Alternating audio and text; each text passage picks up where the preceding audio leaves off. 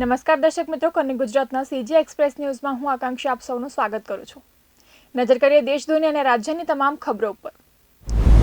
રાજ્યમાં નવા વર્ષની શરૂઆત સાથે જ મોટા અકસ્માતના સમાચાર સામે આવ્યા છે। બનાસકાંઠાના સુઈ ગામ નજીક બસ અને ટેન્કર વચ્ચે ભયાનક ટક્કર થઈ છે। આ અકસ્માતમાં 2 લોકોના મોત નીપજ્યા છે। રાજસ્થાનથી રાજકોટ તરફ જતી ખાનગી બસને સુઈ ગામના ઉચોસણ ગામ નજીક અકસ્માત નડ્યો હતો। હવામાન વિભાગની આગાહી મુજબ વર્ષની છેલ્લી રાત્રે ઠંડીનું જોર સામાન્ય રહ્યું હતું અને ગુજરાતવાસીઓએ સામાન્ય ઠંડી વચ્ચે નવા વર્ષની ઉજવણી કરી હતી। આગામી દિવસોમાં હજુ પણ ઠંડીનું જોર ઘટે તેવી શક્યતાઓ છે। આ ઉપરાંત ફક્ત કચ્છના નલિયામાં જ 10 ડિગ્રી સેલ્સિયસ કરતાં ઓછું લઘુત્તમ તાપમાન નોંધાયું હતું।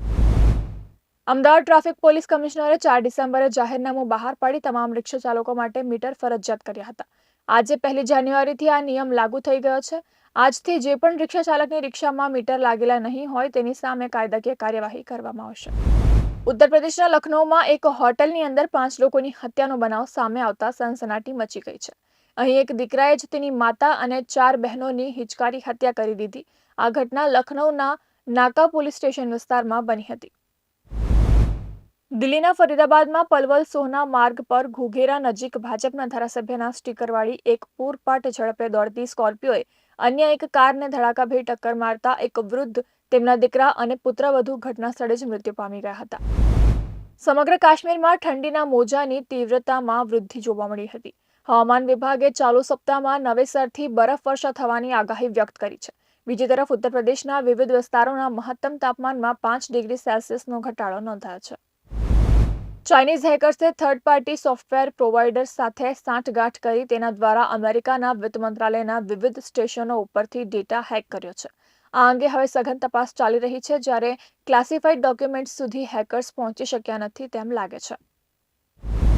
યુએન સ્થિત ઇઝરાયેલના રાજદૂત ડેની ડેનને અમનના હુથી આતંકીઓને ખુલ્લી ચેતવણી આપતા કહ્યું છે કે જો ફરીથી ઇઝરાયેલ પર હુમલો કરશે તો તમારા હાલ પણ હમાસ, હિઝબુલ્લા અને અસદ જેવા થશે। કાર્તિક આર્યને મુંબઈના અંધેરીમાં 2 નવી પ્રોપર્ટી ખરીદી છે। તેમાં એક ફ્લેટ તથા એક ઓફિસ સ્પેસનો સમાવેશ થાય છે। ભૂલ ભુલૈયા 3ની સફળતા બાદ કાર્તિકે આ સોદો કર્યો છે। છેલ્લા કેટલાય સમયથી તે રિયલ એસ્ટેટમાં મોટા પાયે રોકાણ કરી રહ્યો છે। તૃપ્તિ ડિમરી બોયફ્રેન્ડ સામ મર્ચન્ટ સાથે નવું વર્ષ એન્જોય કરવા માટે ફિનલેન્ડ પહોંચી ગઈ છે। બંનેએ ત્યાંથી સંખ્યાબંધ ફોટા તથા વિડીયો શેર કર્યા છે। બંનેએ પોતાનું લોકેશન પણ જણાવ્યું છે। તૃપ્તિએ હિમવર્ષા માણતી હોય તેવો ફોટો શેર કર્યો છે અને લખ્યું છે કે આ નજારો માણીને પોતે ધન્યતા અનુભવે છે। તો આ હતા કનેક્ટ ગુજરાતના આજના સીજી એક્સપ્રેસ ન્યૂઝ। નવા સમાચારો અને વધુ અપડેટ માટે તમે જોડાયેલા રહો કનેક્ટ ગુજરાત સાથે। ત્યાં સુધી મને રજા આપશો। નમસ્કાર।